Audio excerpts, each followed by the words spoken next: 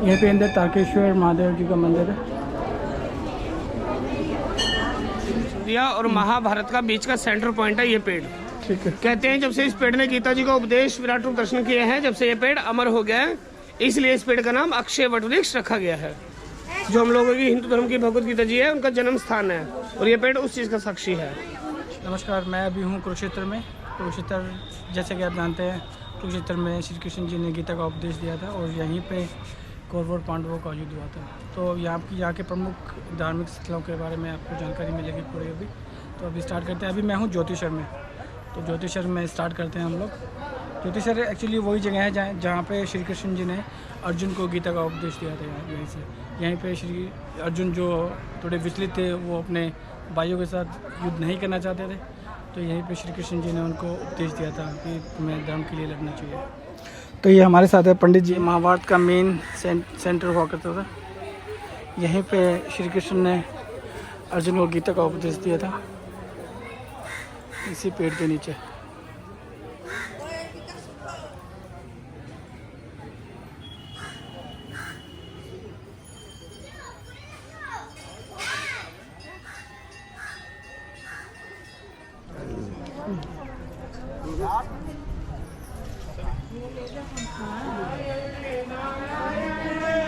इस रथ को अप्रॉक्सीमेटली लगभग इसको कितने सालों को पूरा हो चुका है। इस रथ को भी एक युग पूरा चुका है। पूरा महाभारत प्राचीन समय का ही है।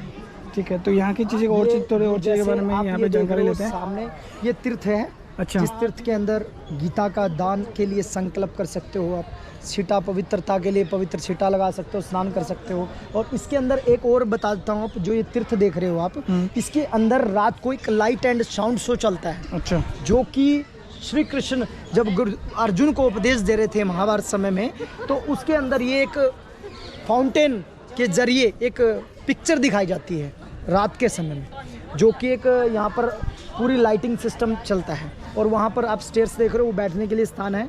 और इसके बाद उसी के लिए बना हुआ है।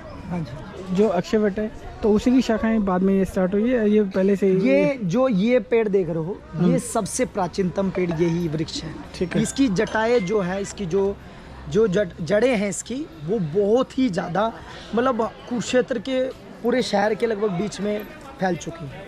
ठीक है।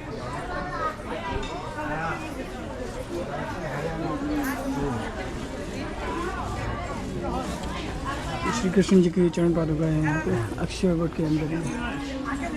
महाभारत युद्ध क्षेत्र के अंदर ये बीचों बीच जो युद्ध हुआ था, जब रथ भगवान श्री कृष्ण ने अपना रथ रोका था, वो आपने पीछे वीडियो के माध्यम से देखा है। तो यही सेंटर पॉइंट था, मतलब युद्ध का जो सेंटर पॉइंट यही था, जहाँ से युद्ध की जो शुरुआत हुई थी।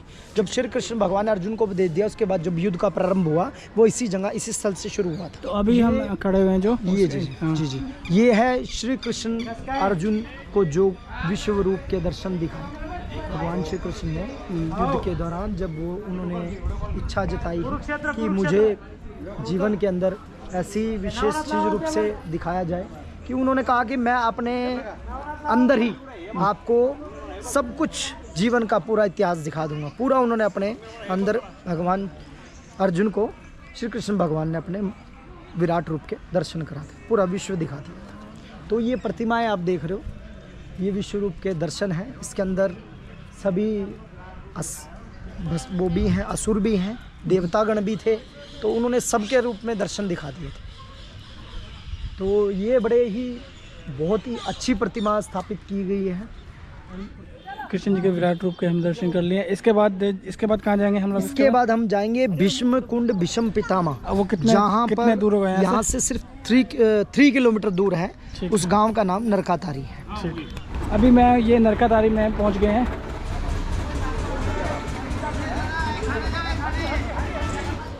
ये जगह वही है जहाँ पे भीष्म पितामह जी को, ये वो स्थल है जिस जगह पर भीष्म पितामह ने अपने प्राणों का त्याग किया था। तो ये आप ये सामने एक छोटा सा एक कुंड देख रहे हो, इसको सरोवर बोल दो, कुंड बोल दो। तो ये भीष्म पितामह जी, जो अर्जुन जब बाणों के शैया पर अर्जुन ने तीर मारा था, यहीं से वो गंगा प्रकट करी थी। एक छोटा सा कुआं, मतलब एक छोटा कुआं था उस समय, मतलब जब इस पानी यहाँ से निकला था, तो अब इसको थोड़ा सरोवर का रूप दे दिया गया बाहर।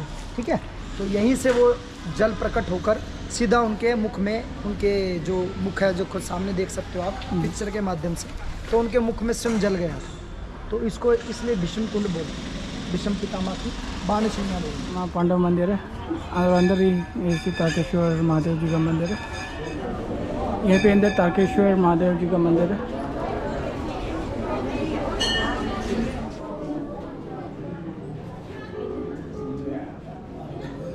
आप चलिए ना, आप चलिए।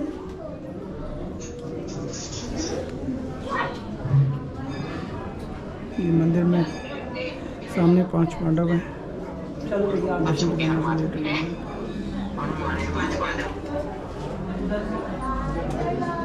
नरकातारी एक गांव है, ये गांव के अंदर ही है ये भीष्म कुंड। यहाँ से अप्रॉक्सीमेटली 1.5 से 2 किलोमीटर की दूरी पे है स्थानेश्वर मकान है। यहाँ पे माला वगैरह और मानव प्रसाद वगैरह लेना चाहिए। ये इसके अंदर ही नारायण मंदिर भी है, भगवान श्री लक्ष्मी नारायण मंदिर भी है अंदर। और सामने ये पौंड है। ये बोलते हैं कि यहाँ पे कोई स्किन अगर आपको इश्यू है तो स्किन इश्यू यहाँ पे नहाने से ठीक होता है। ये स्थानेश्वर महादेव, इसका नाम स्थानेश्वर महादेव क्यों पड़ा कि जो इस जो स्थान के जो रक्षक के रूप में, ठीक है, और इस स्थान का जो नाम स्थाणु मंदिर बोल देते हैं, इसको स्थानेश्वर महादेव भी बोल देते हैं। स्थानेश्वर महादेव वो मंदिर है, भगवान शंकर के नाम से मंदिर है और इस स्थान की रक्षा के लिए स्थापना होती है। जो श्री कृष्ण भगवान और पांडव थे, पांडवों और श्री कृष्ण भगवान ने मिलकर इस मंदिर में भगवान शिव की पूजा अर्चना की और रुद्राभिषेक किया, जिससे कि इस स्थल को स्थानेश्वर का, भगवान शिव का आशीर्वाद प्राप्त हुआ, स्थानेश्वर का आशीर्वाद प्राप्त हुआ। तो ये उन्होंने, पांडवों ने और श्री कृष्ण भगवान ने उनकी विजय प्राप्ति के लिए पूजा अर्चना भगवान शिव की करी थी।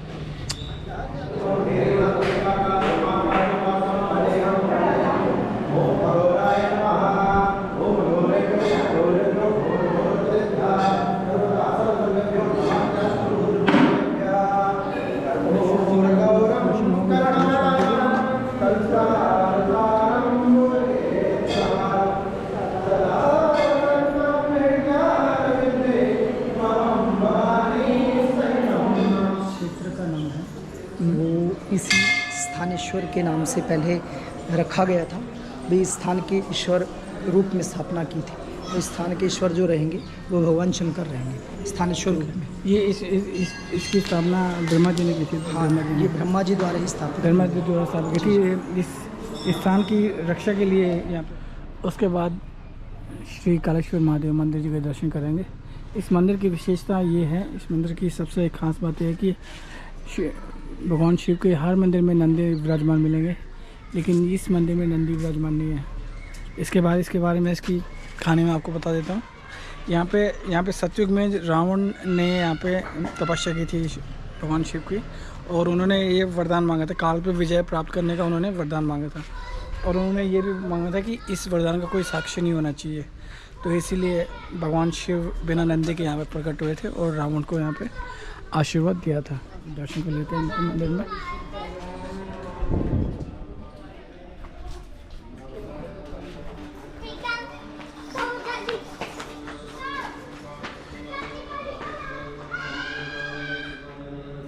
मंदिर में दर्शन हो गए। अभी मैं भद्रकाली मंदिर में, ये 51 शक्तिपीठों में से एक शक्तिपीठ है। इसी स्थान पे श्री कृष्ण और बलराम जी का मुंडन भी हुआ था और यहाँ पे पांडवों ने भी भक्ति की थी। देखिए, इस स्थान पर 5 पांडवों ने श्री कृष्ण और बलराम जी के साथ मिलकर माता की पूजा अर्चना की और माता जी से यह प्रार्थना की कि अगर जो हम विजय प्राप्ति, इस युद्ध में विजय प्राप्त करके आए तो हमारे पास जो भी घोड़े हैं वो माता भगवती आपके चरणों में अर्पित कर देंगे विजय प्राप्ति के बाद। तो माता ने उनको अपना आशीर्वाद रूप में दिया और यहीं से पांडवों को आशीर्वाद मिला, और जिससे कि वो विजय प्राप्ति करने के बाद वो अपने जितने भी घोड़े थे उनके माता के चरणों में अर्पित कर दिए, जिससे कि उनकी सभी मनोकामना पूर्ण हो। तो यहाँ पर एक ऐसा विशेष रूप से अब जो प्रचलन चल रहा है कि जो भी यहाँ पर कोई भी मनोकामना पूर्ण होती है वो मिट्टी के घोड़े के रूप में, जोड़े रूप में चढ़ाता है, जिससे कि उनकी मनोकामना के बाद माता को प्राप्ति कराती है। ये आप घोड़े भी देख सकते हैं। सरोवर के बारे में पंडित जी क्या आप बता सकते हैं, क्या है इसमें? देखिए ये ब्रह्म सरोवर है। ये आप नाम से भी जानकर पहचान गए होंगे कि ये ब्रह्म सरोवर ब्रह्मा जी के नाम से प्रसिद्ध सरोवर है। तो कहा जाता है कि जब ब्रह्मा जी ने जो इसको एक कुंड रूप में स्थापना की थी, ब्रह्म सरोवर को एक कुंड रूप में स्थापित किया था, तो ब्रह्मा जी ने कहा जाता है कि इसको एक अष्टवेदी रूप में तैयार किया था। और उसके बाद यहाँ पर कई हजारों वर्ष तपो यज्ञ किया और यहीं से ब्रह्म सरोवर का नाम ब्रह्मा जी के नाम से पड़ा। और यहीं से कहा जाता है कि ब्रह्मा जी ने जो सृष्टि की जो रचना जो शुरू की थी वो इसी जगह से शुरू की थी। और ये जो है यहाँ पर ये जो आप मंदिर भी देख रहे हो, ये आप सरोवर के बीचों बीच स्थापना की थी भगवान ब्रह्मा जी ने, सर्वेश्वर महादेव, जो कि भगवान ब्रह्मा जी ने इसको शिव रूप में स्थापना की थी। इसको सर्वेश्वर महादेव के नाम से प्रसिद्ध और माना जाता है। ठीक है जी।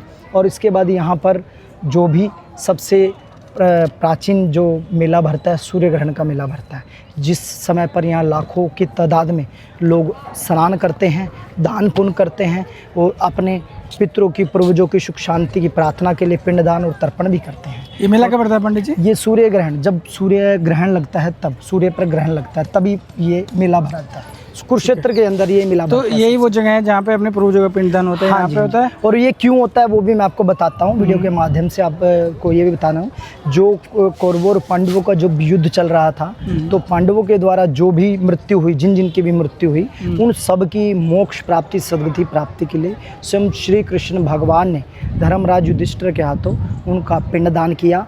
तो उनको इसी जगह से पिंडदान करके मोक्ष की प्राप्ति दिलवाई। तो कहा जाता है कि यहाँ पर जो भी पिंडदान भूलोक से स्वर्गलोक तक की प्राप्ति मानी जाती है।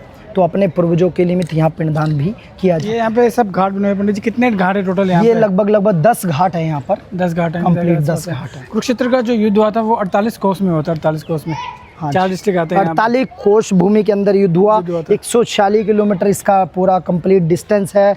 ये सरोवर 4 किलोमीटर के अंडर है। इसकी परिक्रमा लगभग 4 किलोमीटर के अंदर परिक्रमा है इसकी, ब्रह्म सरोवर की। वो देख रहे हो आप, बिल्डिंग देख रहे हो, बड़ी सी बिल्डिंग, हाँ, वो सामने वो गीता ज्ञान मंदिर है। गीता के 18 अध्यायों पर स्थापित गीता ज्ञान मंदिर है। अच्छा, जो उसमें तभी 18 मंजिला? 18 मंजिला इमारत और 18 के 18 अध्याय स्थापित होंगे। एक मंजिल पर एक अध्याय स्थापित होगा। अच्छा, तो ये कब से स्टार्ट होने के हैं? ये अभी लगभग 1 साल और लग जाएगा इसको पूर्ण रूप से बनने में। गीता में 18 का बहुत महत्व था। गीता में 18 दिन युद्ध चला था। जी जी। और 18 के 18 अध्याय उस पर स्थापित किए हैं। ये सर्वेश्वर महादेव जी का मंदिर है। अभी पहले मंदिर में दर्शन करते हैं।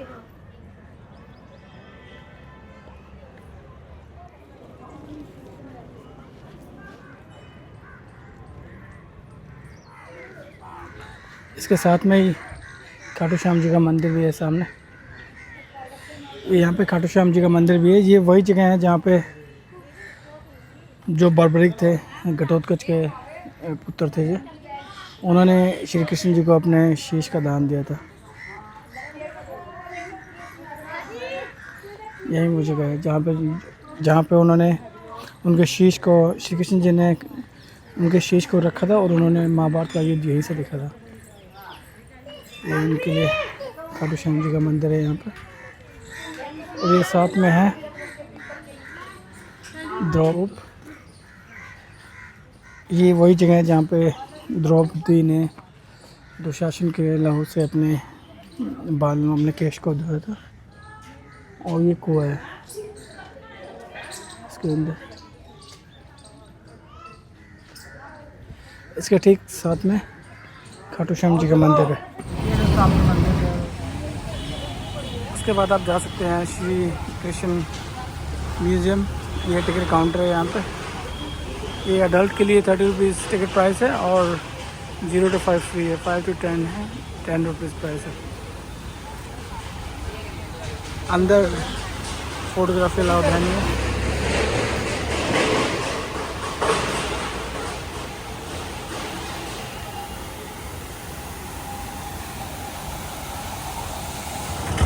ये श्री कृष्ण म्यूजियम के बिल्कुल पास में ही है Kurukshetra panorama and science centre.